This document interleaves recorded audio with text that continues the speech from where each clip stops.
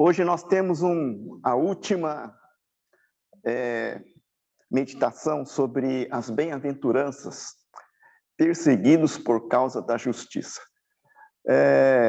Mateus capítulo 5, versículos 10 a 12. Vou ler aqui, Mateus capítulo 5, versículos de 10 a 12. Bem-aventurados os perseguidos por causa da justiça, pois deles é o reino dos céus. Bem-aventurados serão vocês quando por minha causa os insultarem, perseguirem e levantarem todo tipo de calúnia contra vocês. Alegrem-se e regozijem-se, porque grande é a recompensa de vocês nos céus, pois da mesma forma perseguiram os profetas que viveram antes de vocês. Amém. Muitos de nós, eu acredito, que gostaria que não tivesse essa parte aqui nas bem-aventuranças, né? Que não tivéssemos esse problema de perseguição, de sofrimento, e né, a gente talvez até gostaria, né? Que não tivesse esse tipo de coisa. Mas está lá, né? Está aqui, faz parte de sermos abençoados, faz parte de sermos muito felizes e de nos regozijar. Bom, mas como é que pode ser isso? Né? Como que é isso? Bom, antes de a gente começar, vamos pensar um pouco sobre isso. Muitos de nós também, talvez a gente pense assim, acho que o nosso mundo iria ser mais feliz, iria ser melhor se tivessem mais pessoas boas, né, neste mundo, pessoas muito boas. Mas sabia que nós temos um problema? A nossa natureza humana, ela reage muitas vezes negativamente. Por quê? Porque quando existe alguém muito bom, que faz coisas muito boas, que é alguém assim, muitos, né? A nossa natureza vai se sentir desconfortável, porque aquilo vai mostrar que nós, né? Que pessoas podem ser melhores do que são.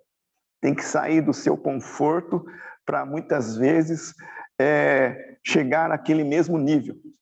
Então, a gente pensa assim, nossa, esse mundo ia ser muito melhor, mas às vezes, né, a gente tem que lembrar, a nossa natureza pecaminosa muitas vezes não quer, né? Não quer que alguém se destaque tanto, que um grupo de pessoas se destaque tanto e que nos deixe desconfortáveis.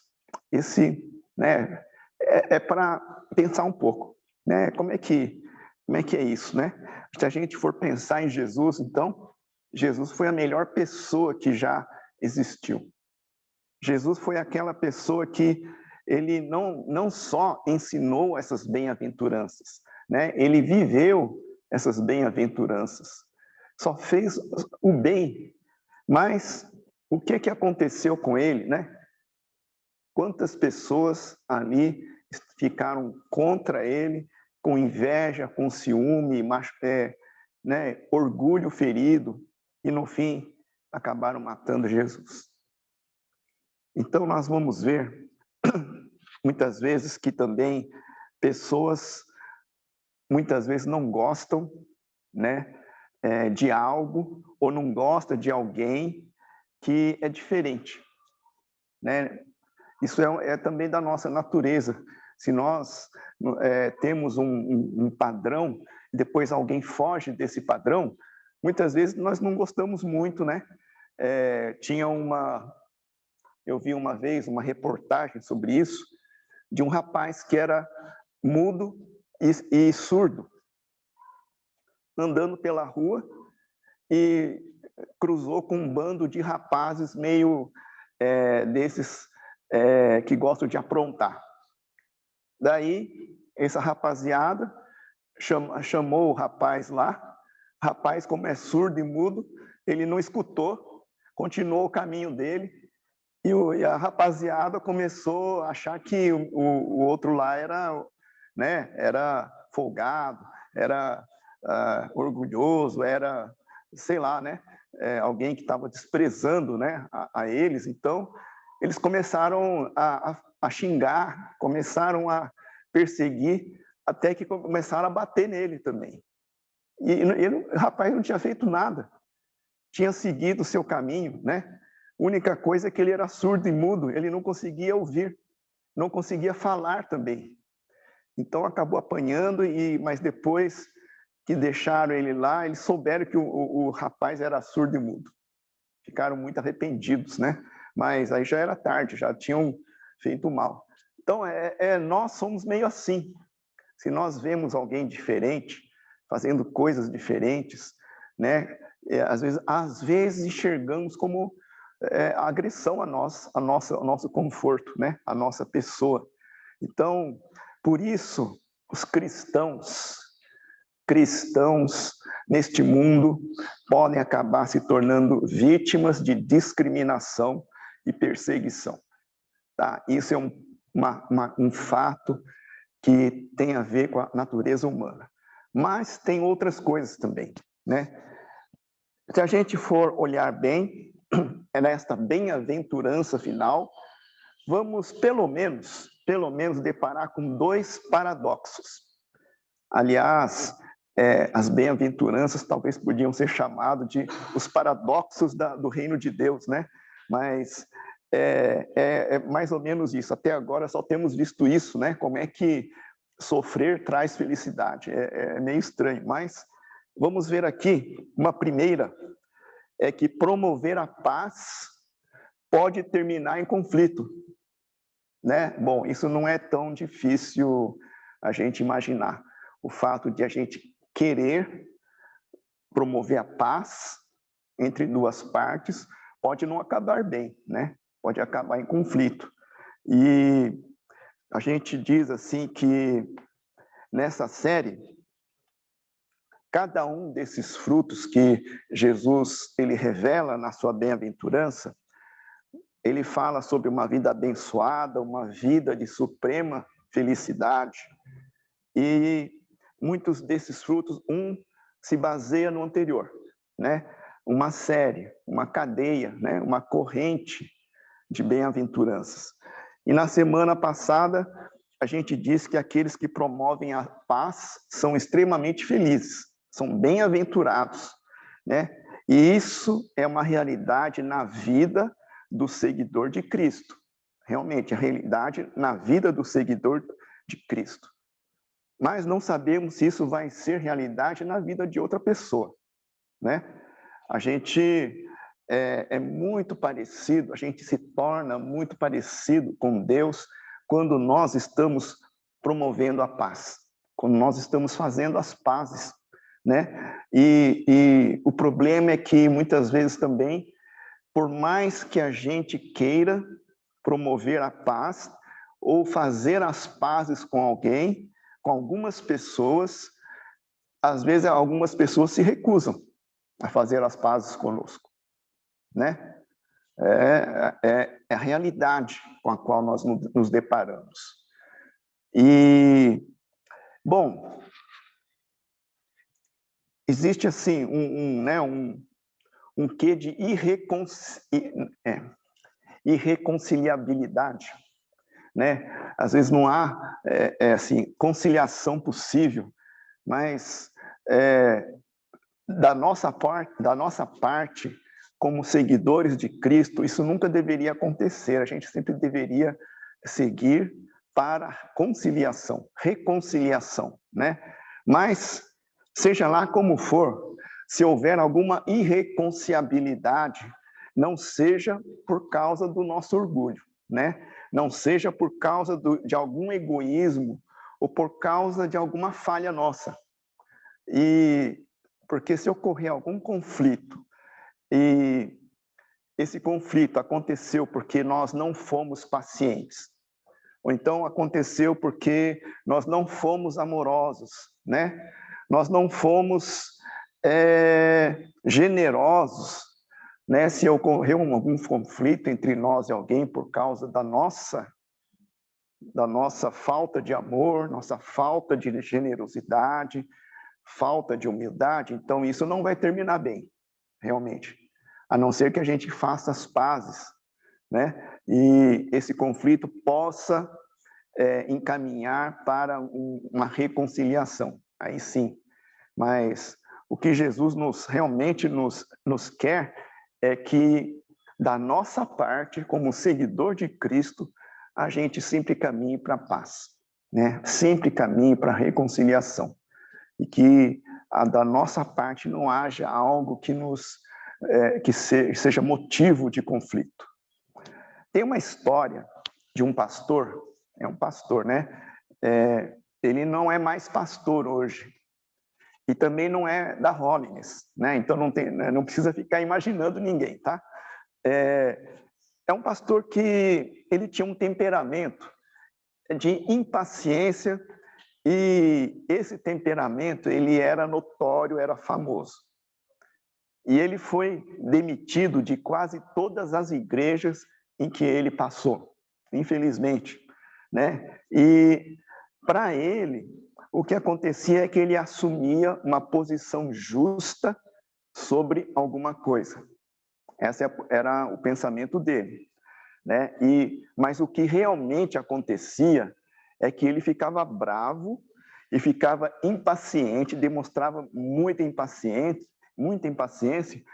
quando as pessoas não faziam o que ele queria que elas fizessem, né? Então, era isso que acontecia. Então, aí vê, né, as próprias falhas, né, a própria falha de caráter desse pastor que levava ele a ter esses problemas de conflito, né, e no fim não deu mais certo. Mas não era disso que Jesus estava falando aqui, né? Não era desse tipo de conflito em que a gente causa o conflito, não é nesse sentido, né, por causa da nossa falha. Muitas vezes nós vamos causar conflito não por nós, mas por causa do nome de Jesus. E o que Jesus está dizendo aqui, né, que esse conflito que termina em suprema felicidade é o conflito que tem como base uma busca apaixonada de Jesus Cristo. Busca apaixonada pela justiça de Jesus. É esse conflito que muitas vezes nós vamos enfrentar. Lembra, né, do que a gente meditou sobre justiça. Justiça não é só uma busca fiel de um conjunto de padrões morais elevados. Não é isso. Não é só isso, né? Justiça não é só isso. Não é só ser bonzinho, ser honesto, ser tal. Mas é fazer certo as coisas à maneira de Deus, né? Isso é justiça. É a sede e fome de justiça, de olhar a Jesus, desejar ser como Jesus, desejar fazer as coisas como Jesus, né? Isso é a busca da justiça de Deus. Fazemos com a maneira de Deus, né?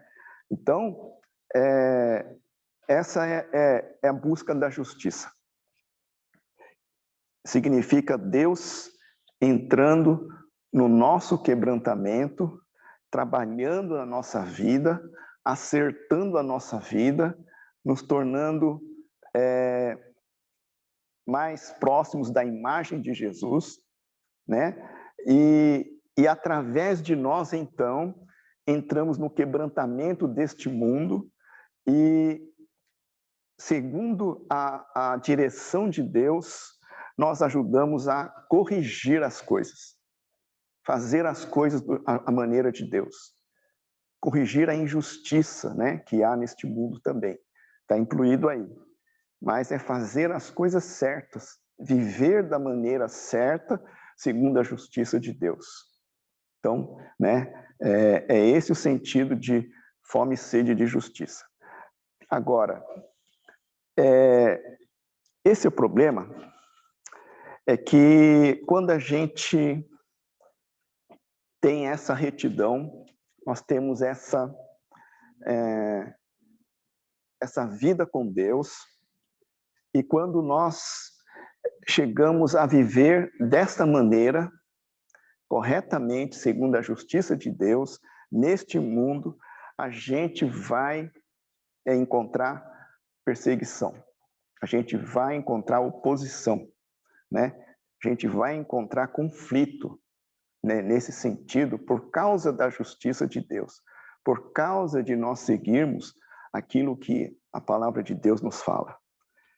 Então, é um problema isso, né? É nesse sentido que muitas vezes nós vamos ter a perseguição, não por causa das nossas falhas, né? Se a gente falhou, é justo que a gente seja perseguido e corrigido. Mas essa perseguição não é que Jesus fala, é a perseguição por causa de uma vida que segue a justiça de Deus. E John Stott, ele disse assim, perseguição é simplesmente o choque entre dois sistemas de valores irreconciliáveis. Choque entre dois sistemas de valores irreconciliáveis. Quando não dá para abrir mão de um, nem o outro abrir mão de outro. Dá um choque, não tem reconciliação, aí dá um conflito, né? Quando as pessoas não querem abrir mão. E a gente não pode abrir mão dos princípios que vêm de Deus. Não tem como a gente abrir mão disso. E se a outra parte ou outras partes também não querem abrir mão, surge conflito, né? Nós temos também uma história do pastor Dietrich Bonhoeffer. Dietrich Bonhoeffer é um pastor da Alemanha, na Alemanha, luterano, e era do tempo de Hitler, né? Ele estava ali, então, na situação da Alemanha nazista, e ele foi preso e acabou sendo martirizado, porque ele não concordava com a ideologia da supremacia branca que estava lá naquele movimento ariano, né, do Hitler. Ele não concordava com isso, né? Você não pode ser isso, não pode ser, né? Esse tipo de ideologia está errado. Então aquele pastor ele foi preso, foi martirizado, morreu um pouco antes da Alemanha cair, né? Mas ficou um exemplo de mártir dos nossos dias, né? Um grande exemplo, né, que houve ali, uma grande repercussão. Mas Jesus, nesta bem-aventurança, ele revela um segredo, aliás, uma coisa, um fato, que a vida com Deus, ela é perigosa também. A vida com Deus, ou seja, os seguidores de Jesus, vivem também numa zona perigosa, principalmente em lugares de perseguição. E a gente vê isso mundo afora, né? Em 2 Timóteo, no capítulo 3, versículos 12 a 14, 2 Timóteo 3, 12 a 14, nós lemos aquilo que nos espera muitas vezes. Paulo falando ao seu discípulo Timóteo. De fato, todos os que desejam viver piedosamente em Cristo Jesus serão perseguidos. Contudo, os perversos e impostores irão de mal a pior, enganando e sendo enganados. Quanto a você, porém, permaneça nas coisas que aprendeu e das quais tem convicção, pois você sabe de quem o aprendeu. Paulo alertando Timóteo, olha, vai acontecer, né? Se você for realmente um seguidor de Jesus convicto, firme nas suas convicções, mas não tenha medo. Realmente isso é previsível. E os perseguidores e outros, eles vão ter uma vida torta, enganando, sendo enganados, vão de mal a pior. O destino deles é triste, é supremamente triste. Mas a você, fica firme aí, né? O final seu vai ser supremamente feliz. Você aguenta as pontas, né? Então, nesse sentido, seguir a Cristo realmente pode ser algo perigoso. Mas nós, aqui no Brasil, a gente não tem visto, né, algo assim tão perigoso. Mas olha só naqueles países onde tem perseguição.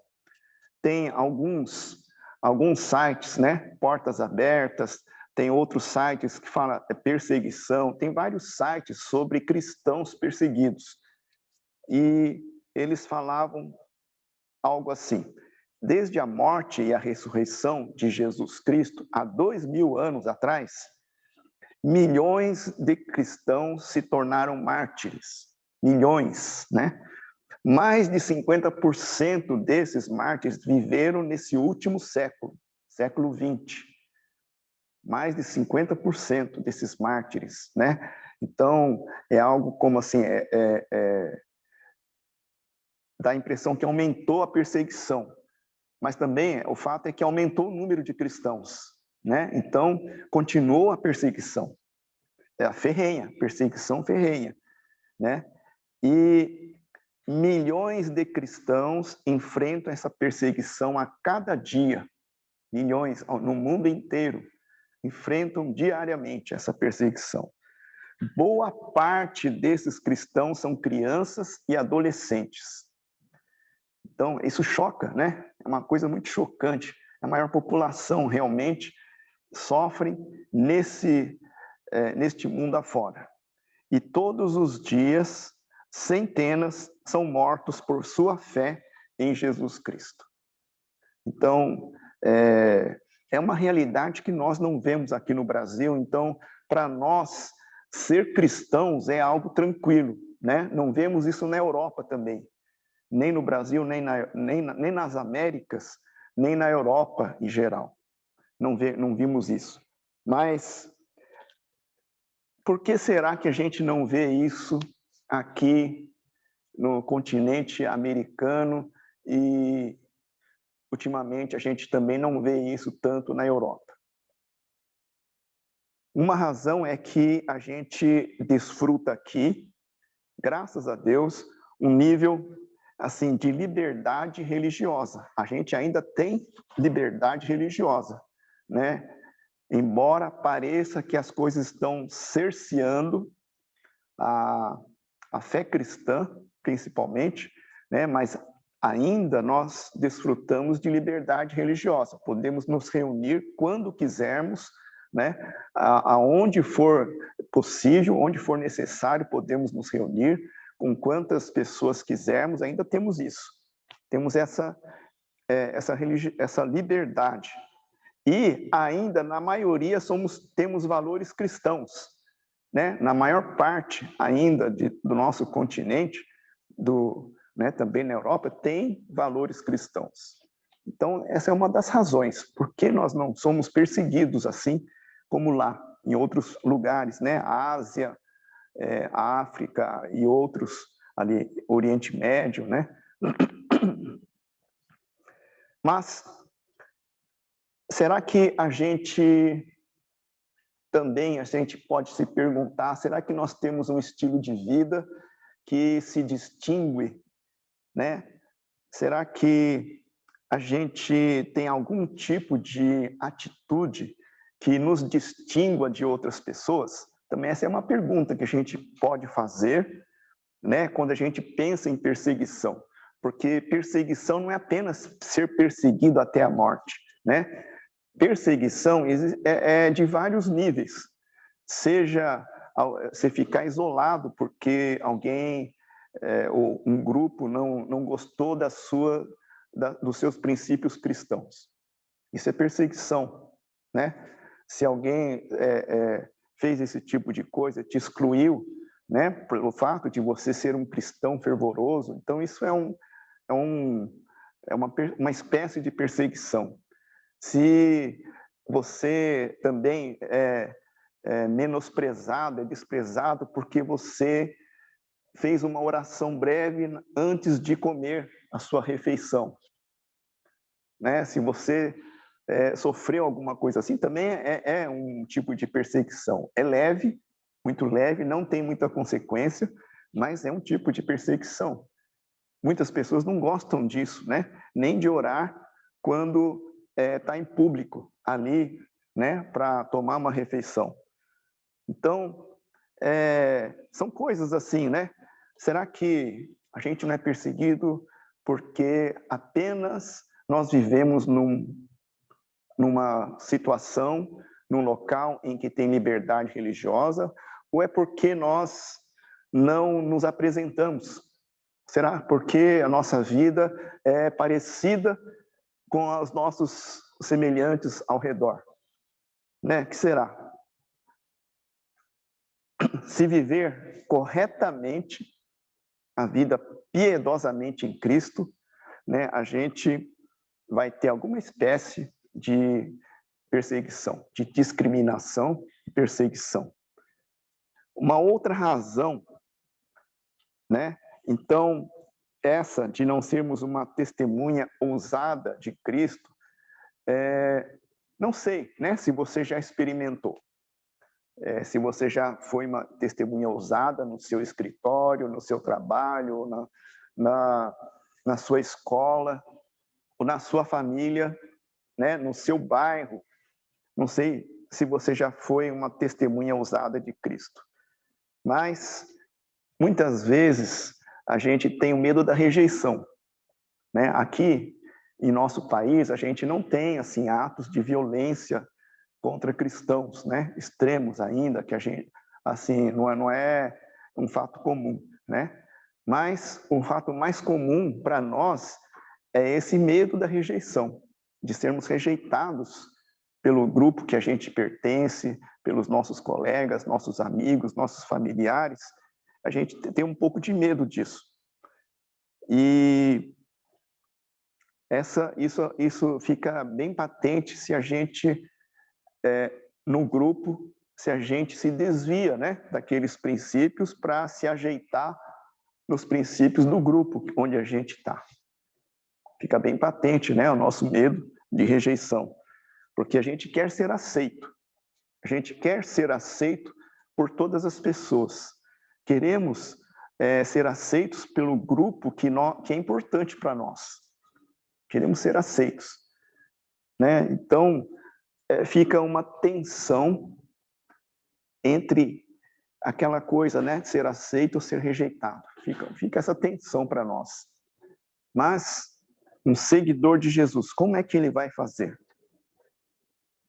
E Jesus, então, ele, na sua palavra, ele mostra para nós que se você foi desprezado, se você foi rejeitado, se você foi caluniado, se foi perseguido, então isso você está em boa companhia, na companhia daqueles todos que já foram também perseguidos, foram rejeitados, foram desprezados por causa da fé em Jesus Cristo. Né? Essa questão de ser perseguido aqui, Jesus coloca no mesmo nível que outras bem-aventuranças. Né? Faz parte do fruto de um discípulo, um seguidor de Jesus, assim como ser misericordioso, né? Pobre de espírito, né? Tá na mesma lista de bem-aventuranças. Não é algo especial, mas é algo que nós gostaríamos que talvez não fizesse parte, né? Mas está lá, e também vem a grande alegria através disso. Então, é o segundo paradoxo. Essa perseguição termina em alegria. Bom, isso é estranho dizer, né? Muito estranho. Não é masoquismo, não. Não é nenhuma declaração disso daí, não. De masoquista, não. Mas assim é que é a vida do seguidor de Cristo. Muitas vezes vai ter que ser numa direção diferente da maioria, né? Essa distinção de ser diferente da maioria por causa dos princípios de Jesus, ela nos carrega uma grande bênção. traz uma grande bênção. Por exemplo, nós vemos ali versículo 10, né? Versículo 10, ele fala ali, no início, aqueles que são perseguidos, eles são abençoados, né? Bem-aventurados os perseguidos, serão abençoados, serão bem-aventurados. Então, se nós somos perseguidos por causa dessa busca da justiça de Deus, então somos abençoados. E isso é semelhante na forma ali com as 7 bem-aventuranças anteriores. É semelhante. Mas nesta parte, nesse ponto, Jesus ele enfatiza muito mais a bem-aventurança. E uma segunda vez ele enfatiza, no versículo 11. Ele fala assim, e torna muito pessoal também, né?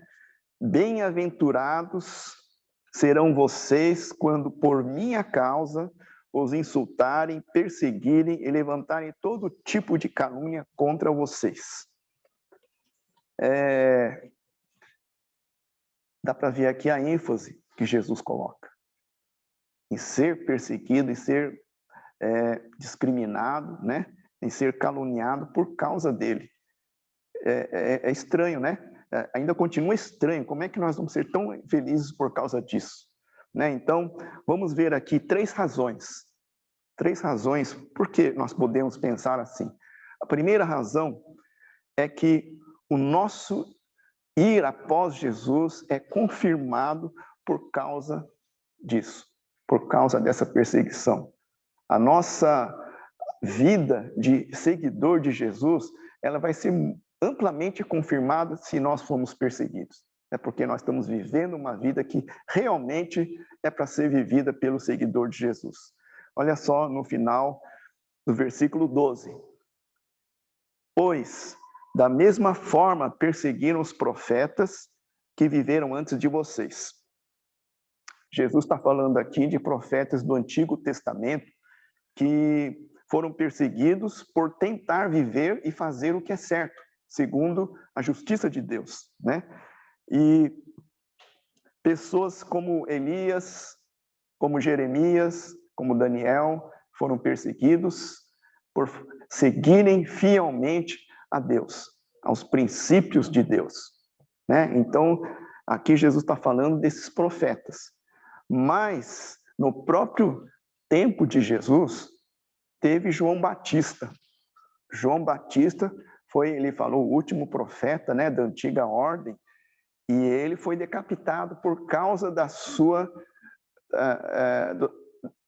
vida de justiça, né, de busca da justiça de Deus.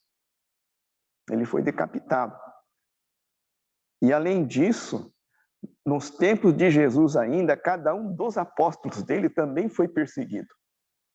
Foi perseguido e de alguma forma foram martirizados também, né? Então, eles foram aconteceu isso com eles por serem testemunhas ousadas de Jesus. E isso, vamos dizer assim, eles foram perseguidos pelas razões certas, né? Não por razões egoístas, nem pessoais, fraquezas, etc. Não.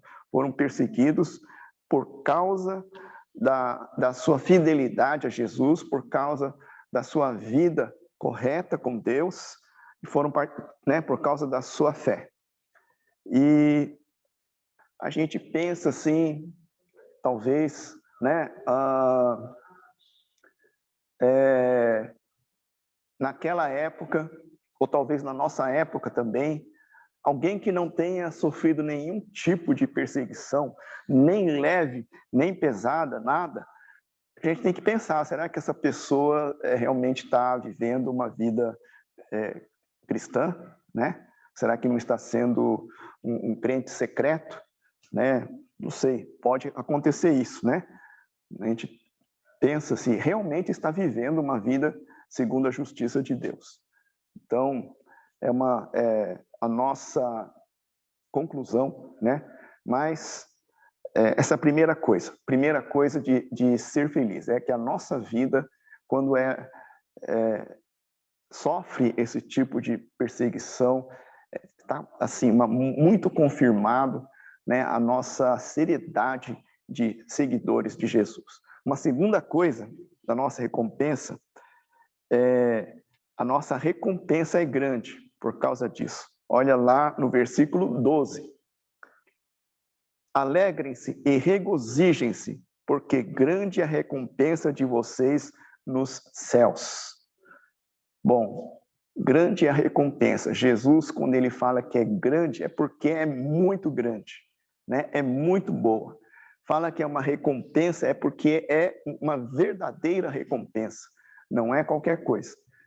Neste mundo, se a gente for seguidor de Cristo, se formos perseguidos, se formos excluídos, pode ser que a gente perca amigos, pode ser que a gente perca aceitação, pode ser que a gente perca popularidade também, ou pode ser que a gente perca poder, não sei, né?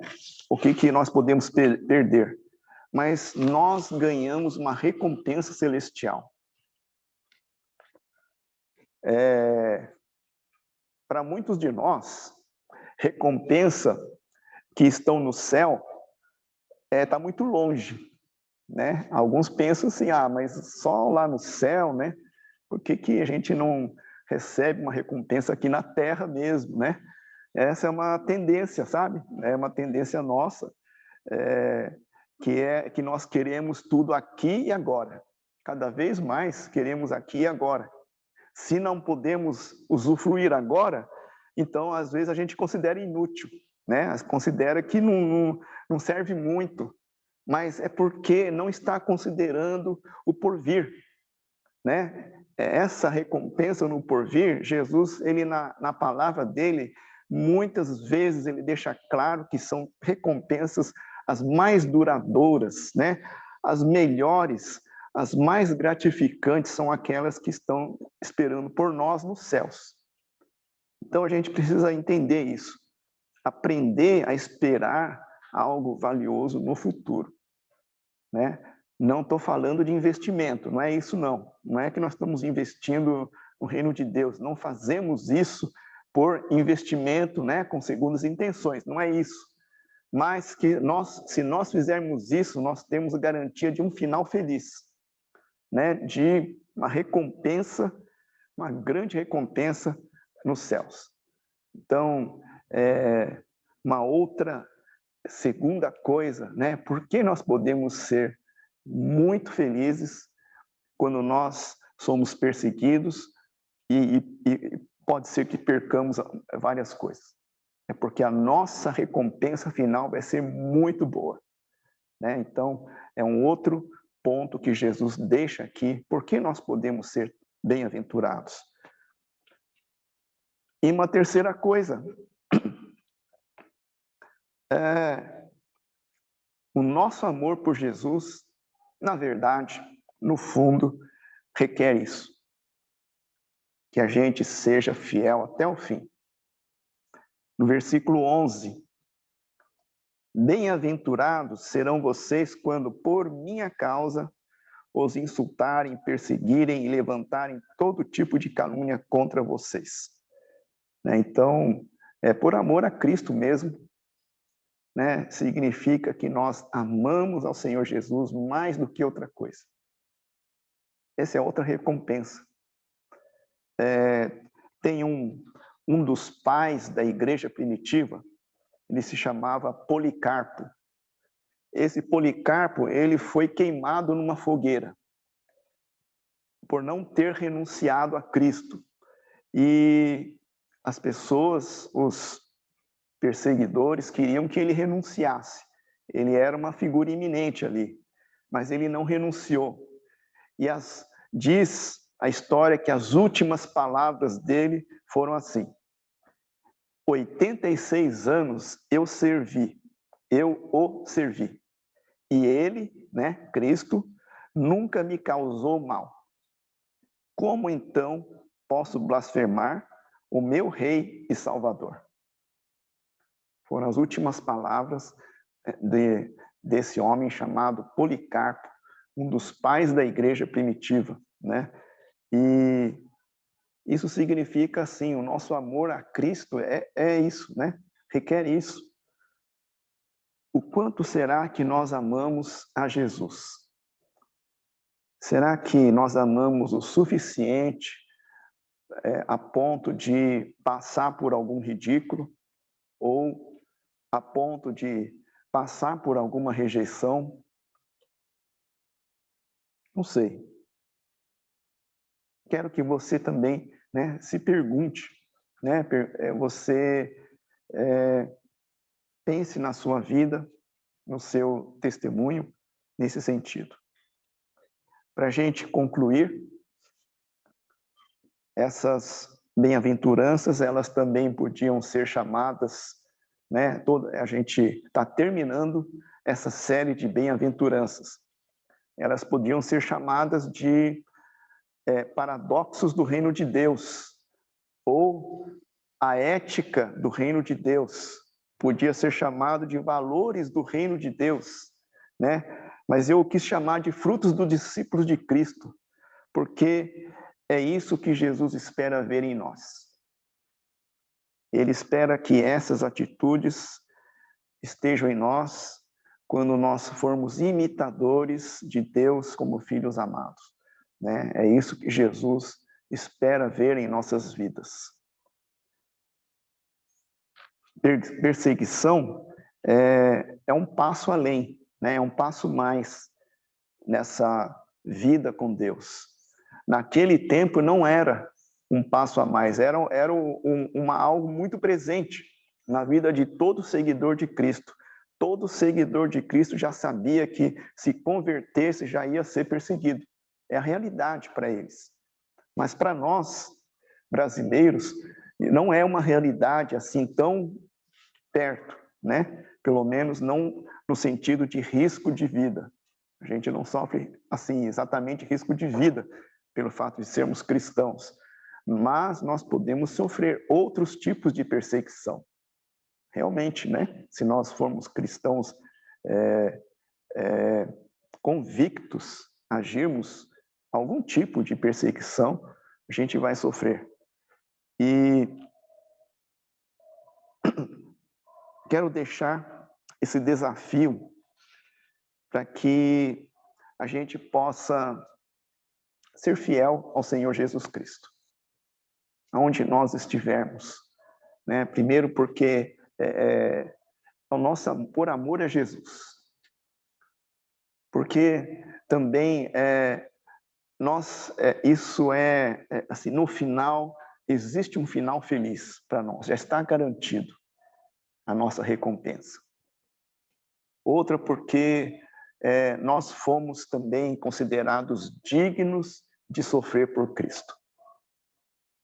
Não são qualquer a pessoa que não quer ser perseguida e tem aquela fé, ela não vai ser perseguida de acordo com a sua maneira de agir, mas se você for perseguido é porque você está fazendo alguma coisa certa. Está mostrando que, de algum jeito, você é realmente seguidor de Cristo. Né? Então, isso é uma confirmação. Na verdade, um motivo de regozijo, ser considerado digno de sofrer por Cristo. Vamos orar?